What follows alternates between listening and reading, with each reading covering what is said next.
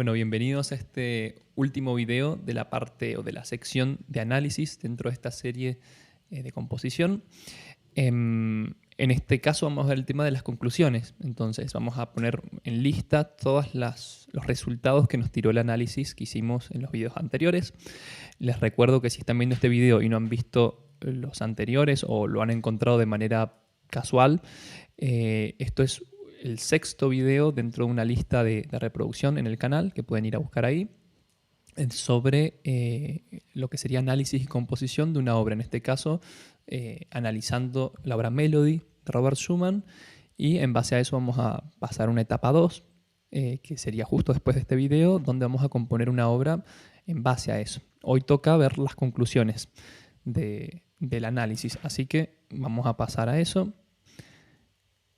acá, en esta lista. Entonces, lo primero que vamos a ver sería la lista de lo que fue el análisis morfológico. Yo sé que no están en orden de como los vimos en los videos, pero es más parecido al orden en el que vamos a componer, por eso está puesto así.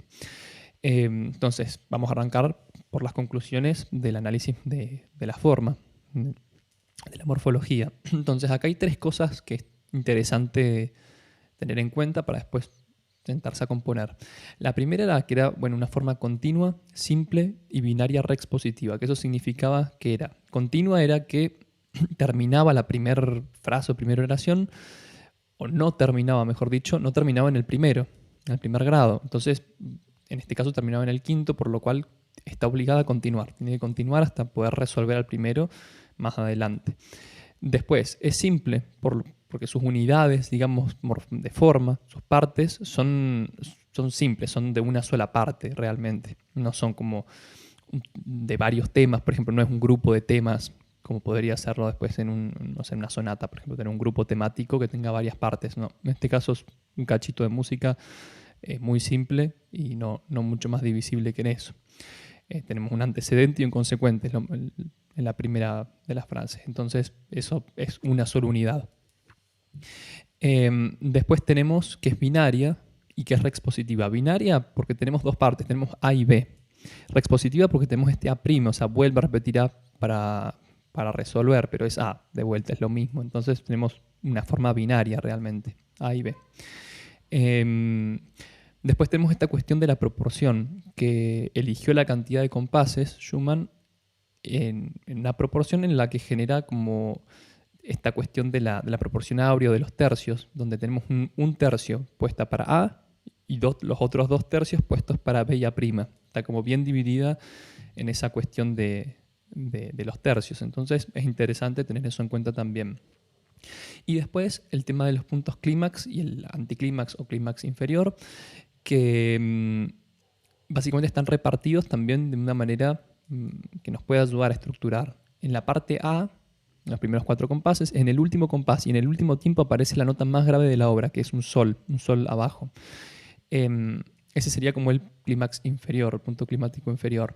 Mientras que en B y en A' aparece el clímax superior repetido en ambas, y aparte aparece repetido en el mismo lugar, siempre aparece justo en la mitad. Si cada oración de estas eran de 4 compases, este punto climático aparece en el tercer compás, en el primer tiempo, justo en la mitad sería. Entonces divide los dos compases con esta nota más alta, este punto clímax. Y lo repite en B y lo repite en A', el mismo lugar y la misma nota. Entonces eso sería lo que hay que tener en cuenta en el apartado de morfología. Después vamos a la parte de ritmo. Tenemos un compás de 4 cuartos, o sea, simple y cuaternario, un tempo andante o andante moderato, más o menos esta ronda, o los videos que encontré rondan en los 92 BPM, pero bueno, por ahí más o menos puede estar bien entre un 80 y algo y un 100 y algo, por ejemplo. Podríamos nosotros adaptar en ese tipo de tempos la obra que hagamos. Después, el tipo de figuras va a estar compuesta principalmente por negras, corcheas y silencios de negra. La melodía principalmente con negras y el acompañamiento principalmente con corcheas. Después el ritmo general, si uniéramos todo el ritmo en uno, nos daba que eran prácticamente ocupadas las corcheas todo el tiempo, salvo en las cadencias, todo el tiempo están ocupadas todos los espacios de corchea. Y estos son los ritmos que les había prometido en el video de ritmos que iba a extraer de las voces. Estos serían como las células rítmicas que ha usado, o que yo por lo menos al simplificar la obra, al hacerlo coral, son los ritmos a los que pude llegar. Entonces tenemos ritmos de redonda o de silencio de redonda, de dos blancas, y después de blanca y dos negras, de blanca y tres corcheas con un silencio al principio, o sea, lo mismo pero dividido todo esto en corcheas, estas dos negras en corcheas y con un silencio en la primera, que eso lo usó para el adornito este que aparece acá. Después blanca, silencio de negra, negra, y si podemos, la otra opción que nos queda es silenciar la blanca y las dos negras. O sea, son diferentes combinaciones de lo mismo esto. Después tenemos que todo el compás sean negras, que las primeras dos sean negras y que las siguientes dos estén divididas en corcheas. Después este que fue más raro, apareció solo en un momento para evitar un choque entre unas corcheas de un adorno y otra nota que había arriba en la soprano, que era dos negras, negra con puntillo corchea. Después todo de negras menos el tiempo 2, que son corcheas, que también lo usó para un adorno. Y si no, dos negras y de vuelta las cuatro corcheas, pero la cuarta está silenciada, o sea que realmente nos quedan tres corcheas. Y después tenemos silencio de negra, dos negras, silencio de negra, tres negras, silencio, que ese también es uno de los que usó mucho, dos negras, corchea, negra, blanca, silencio, negra, blanca, negra. Y acá marqué con número lo que se usó mucho más. El 80% de los ritmos en las voces separadas en la simplificación fueron o todo negras, o blanca y dos negras después, o tres negras y un silencio. Eso es lo más usual. La mayoría de los otros, especialmente los que tienen corcheas, eran producto de adorno. Entonces no. Y el tema de las blancas y las redondas eran producto de que eran notas repetidas o que perfectamente podrían ser negras en nota repetida, que yo simplemente las colapsé a una sola nota larga. Entonces, realmente yo me movería más con estos principales, y si en algún momento planeo hacer adornos, tal vez ahí sí usaría estas otras. Pero como les decía antes, no está bueno tal vez ser tan rígido con esta parte del ritmo. Cuando uno vaya armando el enlace de las voces y vaya armonizando, pero ahí no está bueno estar tan atado a eso. Mientras uno no rompa reglas, podría igualmente funcionar. Entonces, eso. Después vamos con la parte de armonía. Bueno, la tonalidad era mayor. Usa acordes diatónicos, siempre salvo por el quinto del quinto, o sea, una dominante secundaria que lo usa solo una vez y lo usa al final de la primera parte, de la parte A, básicamente para generar esta cuestión de que sea continua la obra, de cadenciar sobre el quinto, sensibilizar al quinto y generar ese movimiento hacia otro lado. Después de los grados diatónicos de la tonalidad mayor, nunca usa ni el tercero, ni el sexto, ni el séptimo. O sea que se mantiene usando primero, cuarto, quinto, o sea, los grados tonales, y el segundo que lo usa como reemplazo del cuarto, una subdominante alternativa. Y bueno, el quinto, como dijimos, el quinto del quinto. O sea que esto, lo que está en rojo y en amarillo, son las cosas que podemos usar realmente de la tonalidad. Lo demás no lo uso nunca, así que yo en este caso lo voy a evitar. Si ustedes quieren componer algo que sea un poco distinto, más distinto que lo que hizo Schumann, podrían perfectamente implementarlos. Pero bueno, según el análisis, esas cosas no las uso, las vamos a evitar. Vamos a quedarnos nada más con grados tonales y bueno, el segundo como reemplazo del cuarto también. Después, los estados de los acordes son o en estado fundamental o en primera inversión, siempre. No uso segundas inversiones, salvo segundas y terceras inversiones, solo las usó en los grados con función dominante, o sea, en el quinto y en el quinto del quinto, en la dominante secundaria, que usó de hecho bastante la tercera inversión. Por lo demás, todos los otros los usó o en estado fundamental o en primera inversión. El ritmo armónico acá está colapsado, acá, en estos tres tipos de ritmos armónicos. Me lo voy a hacer zoom porque se ve muy chiquito. A ver, ahí está. Uy, se me fue a cualquier lado el PDF. Ahí está. Más arriba, ahí. O usa un ritmo armónico de negra, negra, blanca. O lo mismo, pero ligada a la blanca a la que sigue. O sea, por ejemplo, no sé. Quinto, primero, quinto por 2, o sea, mantiene el quinto acá y lo vuelve a mantener acá. Y después, no sé, primero, quinto. Entonces, negra, negra, blanca, ligada negra, negra, blanca. Lo mismo, pero con esa ligadura. Y después, si no, un acorde distinto en cada tiempo. O sea, un ritmo armónico de negra. Son los 3 tipos de cosas que encontré de ritmos distintos que usa en la obra. Por lo demás, siempre es esto. Así que no me iría mucho más lejos que eso cuando componga. Después, las funciones tonales son estas las que encontré. Son las únicas combinaciones que ha usado. O usa tónica dominante, esto es por compás, tónica dominante tónica, que esto perfectamente se puede adaptar a un tipo de ritmo armónico como este, ¿no? Tónica dominante tónica, o subdominante dominante tónica, lo mismo se adapta perfectamente, o dominante dominante de la dominante, o sea, el quinto del quinto, y dominante pero con función tónica, por eso tiene ahí el paréntesis, que también se adaptan, todos estos que van de a 3 se adaptan al 1 y al 2, al ritmo armónico 1 y 2.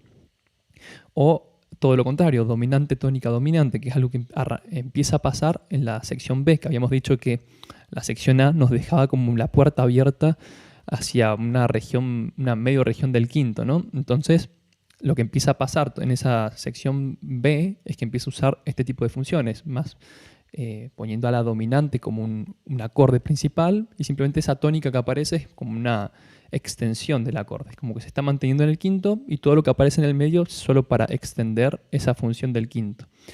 Y después, bueno, estas últimas 2 fórmulas son para el ritmo armónico 3, porque tiene 4 acordes, 4 funciones. Usa subdominante tónica o dominante tónica, subdominante dominante. Fíjense que nunca hizo una subdominante que va a ser una tónica, nunca. Bueno, acá sí. Una subdominante que va a una tónica que después va a la dominante que va a la tónica. Pero en este de 4, en el de 3, nunca. Nunca hay una subdominante que va a ser una tónica. Si hay dominante, tónica, dominante o tónica, dominante, tónica, que es lo que más usó. Entonces, tener eso en cuenta. Después, las cadencias. Acá yo puse semicadencia y cadencia auténtica. En realidad es siempre cadencia auténtica. La semicadencia es aparente. Aparenta haber una semicadencia en la primera parte, ¿no? Termina en el quinto. Entonces eso se puede categorizar como una semicadencia, pero recuerden que ese quinto estaba sensibilizado, o sea que a nivel auditivo eso se escucha como un quinto primero, en sol mayor, en vez de en do mayor. Pero bueno, igual está bueno que esté acá como semicadencia, tener eso en cuenta. Después, conducción y tratamiento de las voces. Bueno, nunca rompe reglas, eso no lo vimos realmente en el análisis, yo ese lo hice y lo pueden hacer ustedes también, que a partir de las voces, cuando las separamos, entre analizar los movimientos, movimiento oblicuo, contrarios, directo, paralelos, y revisé si en algún momento rompía reglas de armonía, no sé si hacía quintas paralelas, octavas paralelas, directas, o cualquier regla de armonía, si la rompía, y no. La verdad que fue muy muy cuidadoso con eso, no hay reglas rotas. Van a encontrarse por ahí quintas paralelas, pero siempre esas quintas no son justas, son a quintas disminuidas, por ejemplo, dentro o sea, son tritonos. Entonces eso está permitido y siempre sigue las reglas de armonía. O sea que esto a tenerlo muy en cuenta cuando armemos la armonización de nuestra obra. Después, adornos no utiliza muchos, la verdad que están de manera muy esporádica puestos. Hay notas de paso, hay bordaduras, hay notas de paso cromáticas y hay nota pedal, que eso ya vimos que hay un montón de notas pedal todo el tiempo. Omite o silencia voces con bastante frecuencia, esa es otra cosa para tener en cuenta en nuestra obra. Cuando estemos armando las voces no hace falta que estén siempre sonando todas. Hay momentos donde podemos prescindir de ciertas voces y callarlas y seguir, o sea, terminarlas, hacerlas finalizar un movimiento melódico y que se quede en silencio un tiempo hasta que se vuelva a incorporar.